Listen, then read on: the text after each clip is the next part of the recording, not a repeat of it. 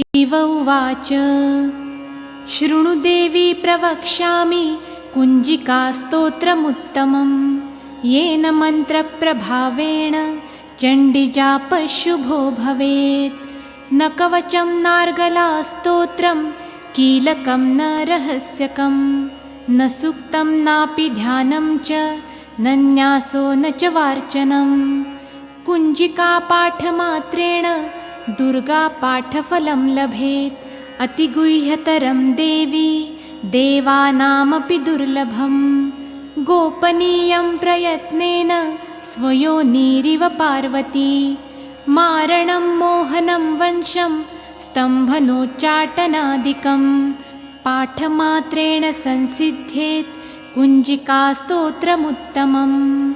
अथ मन्त्रः ॐ ऐं ह्रीं क्लीं चामुण्डायै विच्चे ॐ ग्लौं हुं क्लीं जुं सः ज्वालय ज्वालय ज्वल ज्वल प्रज्वल प्रज्वल।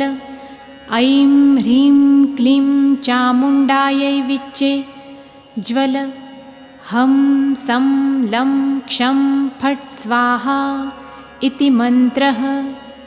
नमस्ते रुद्ररूपिण्यै नमस्ते मधुमर्दिनी नमः कैटभहारिण्यै नमस्ते महिषार्दिनी नमस्ते शुम्भहन्त्रै च निशुम्भासुरघातिनी।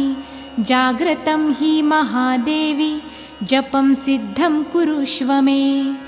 ऐङ्कारी सृष्टिरूपायै ह्रीङ्कारी प्रतिपालिका क्लीङ्कारी कामरूपिण्यै बीजरूपे नमोऽस्तु ते।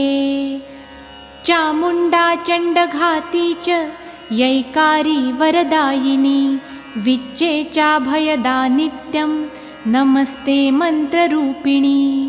धां धीं धूं धुर्जटे पत्नी वां वीं वुं वागधीश्वरी क्रां क्रीं क्रूं कालिका देवी शां शीं शूं मे शुभं कुरु। हुं हुं हुंकाररूपिण्यै जं जं जं जम्भनादिनी भ्रां भ्रीं भ्रूं भैरवी भद्रे भवान्यै ते नमो नमः। ॐ अं कं चं टं तं पं यं शं विं जुं ऐं विं हं क्षं धिजाग्रं धिजाग्रं त्रोटय त्रोटय दीप्तं कुरु कुरु स्वाहा।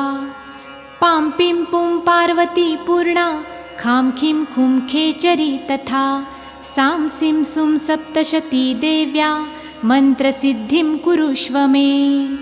इदं तु कुञ्जिकास्तोत्रं मन्त्रजागर्ति हेतवे अभक्तेनैव दातव्यं गोपितं रक्ष पार्वती।